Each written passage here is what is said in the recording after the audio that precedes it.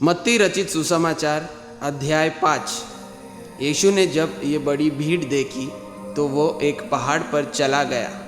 वहाँ वो बैठ गया और उसके अनुयायी उसके पास आ गए।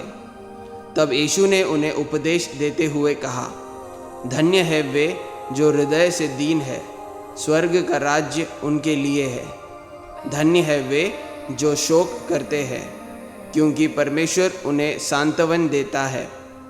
धन्य है वे जो नम्र है, क्योंकि ये पृथ्वी उन्हीं की है।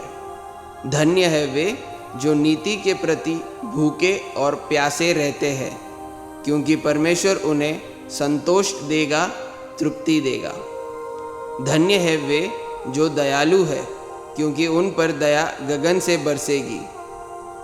धन्य है वे जो हृदय के शुद्ध है, क्योंकि वे परमेश्वर के दर्शन करेंगे। धन्य है वे जो शांति के काम करते हैं, क्योंकि वे परमेश्वर के पुत्र कहलाएंगे। धन्य है वे जो नीति के हित में यातनाएं भोगते हैं, स्वर्ग का राज्य उनके लिए ही है। और तुम भी धन्य हो, क्योंकि जब लोग तुम्हारा अपमान करें, तुम्हें यातनाएं दें और मेरे लिए तुम्हारे विरोध में तरह तरह की झूठी बातें कहे, बस इसलिए कि तुम मेरे अनुयायी हो। तब तुम प्रसन्न रहना, आनंद से रहना, क्योंकि स्वर्ग में तुम्हें इसका प्रतिफल मिलेगा।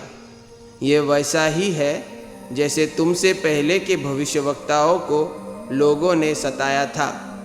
तुम समूची मानवता के लिए नमक हो, किंतु यदि नमक ही बेस्वाद हो जाए तो उसे फिर नमकीन नहीं बनाया जा सकता है। वह फिर किसी काम का नहीं रहेगा, केवल इसके कि उसे बाहर लोगों की ठोकरों में फेंक दिया जाए। तुम जगत के लिए प्रकाश हो, एक ऐसा नगर जो पहाड़ की चोटी पर बसा है, छिपाए नहीं छिपाया जा सकता। लोग दिया जलाकर किसी बाल्टी के नीचे उसे नहीं रखते, बल्कि उसे दीवट पर रखा जाता है और वह घर के सब लोगों को प्रकाश देता है। लोगों के सामने तुम्हारा प्रकाश ऐसे चमके कि वे तुम्हारे अच्छे कामों को देखें और स्वर्ग में स्थित तुम्हारे परम पिता की महिमा का बखान करें। यह मत सोचो कि मैं मूसा के धर्म नियम या भविष्यवक्ताओं के लिखे को नष्ट करने आया हूँ। मैं उन्हें नष्ट करने नहीं, बल्कि उन्हें पूर्ण करने आया हूँ। मैं तुमसे सत्य कहता हूँ कि जब तक धरती और आकाश समाप्त नहीं हो जाते, मूसा की व्यवस्था का एक एक शब्द और एक एक अक्षर बना रहेगा। वह तब तक बना रहेगा जब तक वो पूरा नहीं हो लेता। इसलिए जो इन आदेशों में से किसी छोटे से छोटे को भी तोड़ता है और लोगों को भी वैसा ही करना सिखाता है, वह स्वर्ग के राज्य में कोई महत्व नहीं पाएगा। किंतु जो उन पर चलता है और दूसरों को उन पर चलने का उपदेश देता है, वह स्वर्ग के राज्य में महान समझा जाएगा।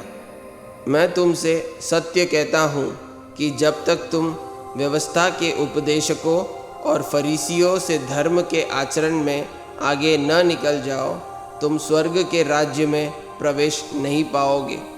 तुम जानते हो कि हमारे पूर्वजों से कहा गया था, हत्या मत करो, और यदि कोई हत्या करता है तो उसे अदालत में उसका जवाब देना होगा। किंतु मैं तुमसे कहता हूँ कि जो व्यक्ति अपने भाई पर क्रोध करता है, उसे भी अदालत में इसके लिए उत्तर देना होगा। और जो कोई अपने भाई का अपमान करेगा, उसे सर्वोच्च संघ के सामने जवाब देना होगा। और यदि कोई अपने किसी बंधु से कहे, अरे असभ्य मूर्ख, तो नरक की आग के बीच उस पर इसकी जवाबदेही होगी।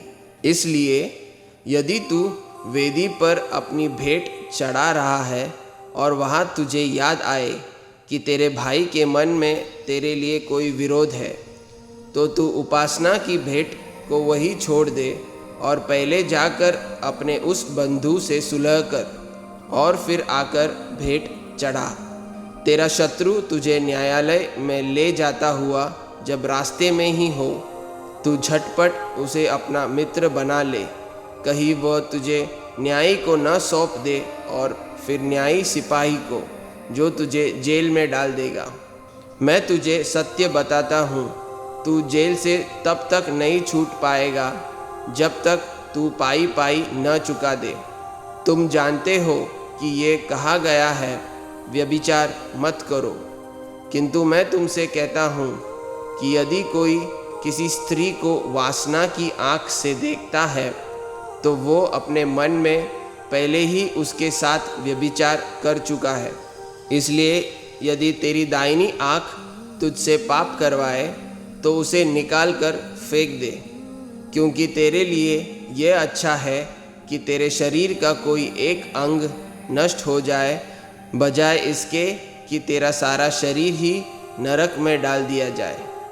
और यदि तेरा दाहिना हाथ तुझसे पाप करवाए, तो उसे काट कर फेंक दे, क्योंकि तेरे लिए यह अच्छा है कि तेरे शरीर का एक अंग नष्ट हो जाए, बजाय इसके कि तेरा संपूर्ण शरीर ही नरक में चला जाए। कहा गया है, जब कोई अपनी पत्नी को तलाक देता है, तो उसे अपनी पत्नी को लिखित रूप में तलाक देना चाहिए। किंतु मैं तुमसे कहता हूँ कि हर वो व्यक्ति जो अपनी पत्नी को तलाक देता है, यदि उसने यह तलाक उसके व्यभिचारी आचरण के कारण नहीं दिया है, तो जब वो दूसरा विवाह करती है, तो मानो वह व्यक्ति ही उससे व्यभिचार करवाता है। और जो कोई उस छोड़ी हुई स्त्री से विवाह रचाता है, तो वो भी व्यभिचार करता है। तुमने यह भी सुना है कि हमारे पूर्वजों से कहा गया था, तू शपथ मत तोड़, बल्कि प्रभु से की गई प्रतिज्ञाओं को पूरा कर। किंतु मैं तुझसे कहता हूँ कि शपथ ले ही मत। स्वर्ग की शपथ मत ले, क्योंकि वह परमेश्वर का सिंहासन है। धरती की शपथ मत ले, क्योंकि यह उसकी पाँव की चौकी है। यरूशलेम की शपथ मत ले, क्योंकि यह महासम्राट का नगर है। अपने सिर की शपथ भी मत ले, क्योंकि तू किसी एक बाल तक को सफ़ेद या काला नहीं कर सकता है। यदि तू हाँ चाहता है तो केवल हाँ कह, और ना चाहता है तो केवल ना, क्योंकि इससे अधिक जो कुछ है वह शैतान से है। तुमने सुना है, कहा गया है, आँख के बदले आँख और दाँत के बदले दाँत। किंतु मैं तुझसे कहता हूँ कि किसी बुरे व्यक्ति का भी विरोध मत कर, बल्कि यदि कोई तेरे दाहिने गाल पर थप्पड़ मारे, तो दूसरा गाल भी उसकी तरफ कर दे।